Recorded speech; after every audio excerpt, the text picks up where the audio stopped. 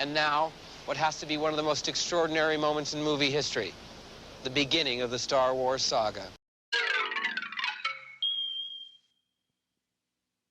Welcome back to the Junk Room, everybody. It's me, the Junkman, here to talk Star Wars with you. So what are we going to talk about today? We're going to talk about Star Wars on network TV.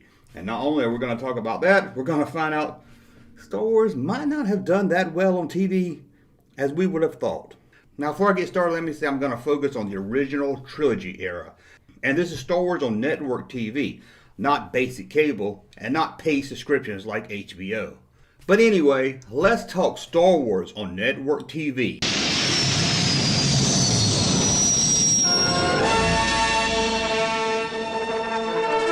During the height of Star Wars fever, ABC aired The Making of Star Wars on September 16th, 1977. Like I said, this was at the height of Star Wars fever, being that ABC was able to ask for $175,000 a minute to air commercials during the making of Star Wars. In today's dollars, that would be about $700,000 a minute.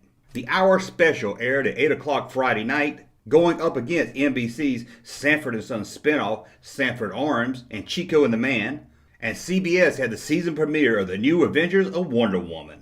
Even if Star Wars was the hottest thing at the movie theater, it wasn't the hottest thing on TV, as the TV spinoff Sanford Arms and Chico and the Man won that Friday night time slot. This was an era when most people only had one, maybe at most two TVs, and only 3 channels. And most people didn't have a way to record TV shows back then, so even if you bugged your parents to miss one episode of Chico and the Man, they weren't going to do it. They weren't going to let you watch the making of Star Wars just so you could miss Chico. So now we jump to 1978, and CBS takes their hand of bringing Star Wars to the small screen with the first kinda Star Wars spinoff. Hey CBS, what's coming on? Friday, blast off to a galaxy far, far away. It's the Star Wars Holiday Special, starring all your Star Wars favorites. Will Chewbacca get home to his planet in time for the big Wookiee holiday celebration? Watch and find out. Join us for a Far Out Friday, beginning at 8, 7 Central and Mountain. TV shows of this era was all about variety shows. Almost everyone had one. Even the Brady Bunch kids had a variety show. So it seemed fitting for this era that Star Wars would try their hand at a variety show. Looking at this show in today's eyes, I mean, it's bad even for back then. But you have to understand the culture at that time when it came to variety shows. I'm just stressing how variety shows were the thing at the time. This kind of puts you in the mind frame of why they decided to do it. The 2-hour special did include the original Star Wars heroes, Mark Hamill, Harrison Ford, Carrie Fisher, Anthony Daniels, Kenny Baker, and yes, even Darth Vader returned. But they just used scenes that were cut out from Star Wars.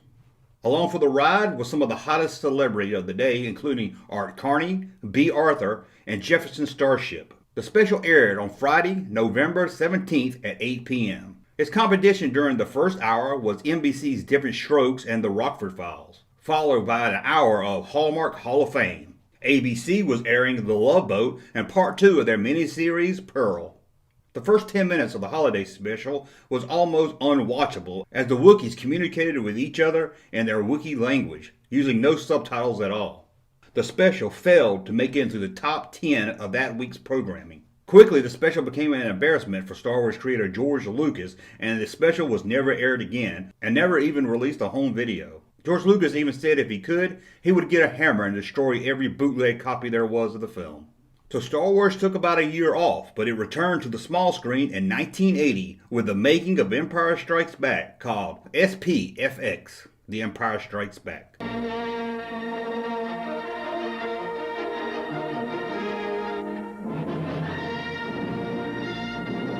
Airing Monday, September 22nd, 1980. This was behind-the-scenes look at the making of Empire Strikes Back, hosted by Mark Hamill. The special also looked back at special effects of classic movies, such as Lost World, Flash Gordon, and the original King Kong. Like the other Star Wars special, this one would not break into the top 10 for the week. Star Wars would not be seen on network TV again until 1983, when CBS aired the 1-hour special, Classic Critters, Return of the Jedi, on Monday, November 21st. Monday, it's a special behind-the-scenes event. Meet the bad, the ugly, the cute, the cuddly, the classic creatures. Return of the Jedi. Hosts Carrie Fisher and Billy D. Williams reveal the secrets behind legendary characters from King Kong to Jabba the Hutt. Classic Creatures, Return of the Jedi, Monday. This was yet another behind-the-scenes making of the latest Star Wars film.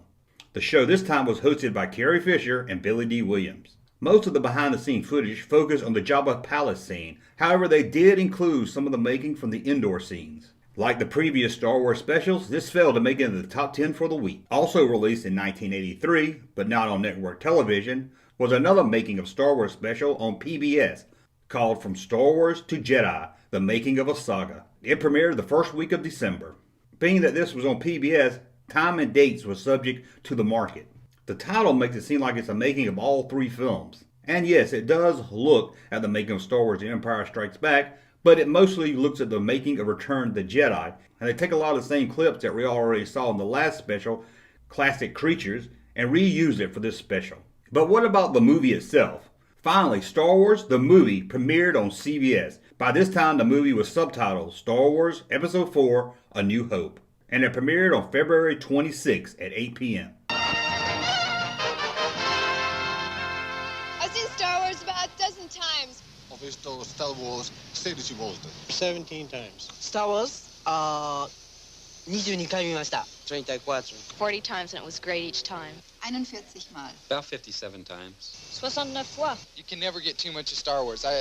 I've seen the first Star Wars 153 times. Altogether, we have seen Star Wars 324 times. The film was already on paid services such as HBO and the Movie Channel, and it had already been released for video rental. Due to this, and the fact that ABC was airing part 1 of its miniseries Lace, CBS didn't expect huge ratings. However, it did come in 4th place for the week. But due to its low rating, CBS had to refund some of the advertisers. This doesn't seem to be a problem just for Star Wars. At this time, blockbuster movies on network television was being outshined by TV movies and miniseries. The special was hosted by Mark Hamill, who let fans know about the cultural impact Star Wars had had. On Sunday, November 25th, 1984, network television gave Star Wars its first official spin-off movie. Tonight, from the creators of the Star Wars saga, a bold adventure of courage and daring. Mace, we're lost! Where heroes become legends. And the only thing you can be sure of is magic. Lucasfilm presents The Ewok Adventure next. The Ewok Adventure, but was later renamed Caravaner Courage and Ewok Adventure. This made-for-TV movie had Jedi favorite Wicket the Ewok helping 2 lost kids reunite with their parents. Finally, Star Wars was about to find its TV audience. Not only would the TV movie win Sunday night's ratings, it also was the second most watched TV program for the week. The following year, in 1985, ABC would try again with a second Ewok movie. From the creator of Star Wars comes a dazzling adventure, a timeless fable of courage and conflict, of bravery, innocence, and unspeakable evil, featuring Wilfred Brimley and the visual mastery of George Lucas. Take a journey to the far reaches of your imagination. Ewoks, The Battle for Endor. Ewoks, The Battle for Endor aired on November 24th at 8 p.m., 1985. Wicket would return to help battle the evil forces of a king and a witch. However, Wicket was no match for the TV ratings battle, as the return of Perry Mason would win that week's programming. The Ewok movie would come in at number 25 for the week. Also in 1985, ABC would premiere 2 Star Wars cartoons back-to-back. One about the adventures of Ewoks called Ewoks. The other is about the adventures of C-3PO and R2-D2 called Droids. Next Saturday morning. Did you hear? The Ewoks are coming. I knew that. And they're falling out for great fun. Hey, you guys, wait for me. Catch them at their best in a playground full of surprises. Then it's back to the future with droids. I'm most grateful. There, the incredible adventure continues with C-3PO. Just as I suspected, R2. And R2-D2. Oh, my goodness. Each show would air back-to-back Saturday at 8 a.m. The show was billed as the Ewok Droid Adventure Hour. After 13 episodes of the first season, Droids was not renewed for a second season and aired its final episode on September 16, 1986. The Ewoks, however, was renewed and got 22 new episodes. However, after these 22 episodes, it seems Ewok fever was dying out as the show was canceled, and its final episode aired on September 5, 1987. In 1986, the Droids would return to network television in prime time. On July 7, 1986, ABC aired the Droids cartoon movie, The Great Heap. How did this one do in the ratings? Dead last, number 66 for the week. Tonight, a network television premiere on NBC. We intercept your Earth broadcast in the name of the Galactic Empire. Welcome. Through this intergalactic broadcast, your planet and thousands like it are witnessing the glorious victory of the Galactic Empire. Tonight, we will finally crush Luke Skywalker and his Rebel Alliance. This time, there will be no escape from the dark side of the Force when the Empire strikes back. The network premiere of The Empire Strikes Back came on November 22, 1987. Like Star Wars, The Empire Strikes Back had already been released on home video and paid subscribing services. Empire would receive a 14.5 ratings for the week, making it the 32nd most watched show of the week.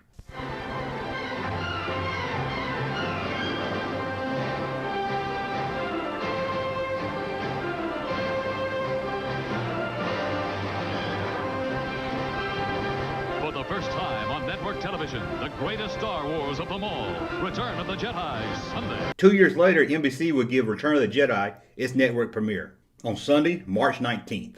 The movie barely did better than Return of the Jedi, getting a 15.1 rating and coming in at number 31 for the week. Now, I said I wasn't going to get into the prequel era stuff, but I thought I'd at least tell you when the network premiere of the prequels hit television. On November 25th, 2001, The Phantom Menace got its network premiere on Fox. And shocking, this was the best premiere Star Wars had, with over 18 million viewers and ranked number 17 for the week. On May 22nd, 2005, Attack of the Clones had its TV premiere also on Fox. It drew in 8.5 million. Revenge of the Sith, and any other Star Wars movie after that, has not had a TV premiere and most likely will never be seen on network television. Revenge of the Sith did premiere on the basic cable channel Spike TV on Sunday, April 6, 2008. Well, that's a look at Star Wars on network television.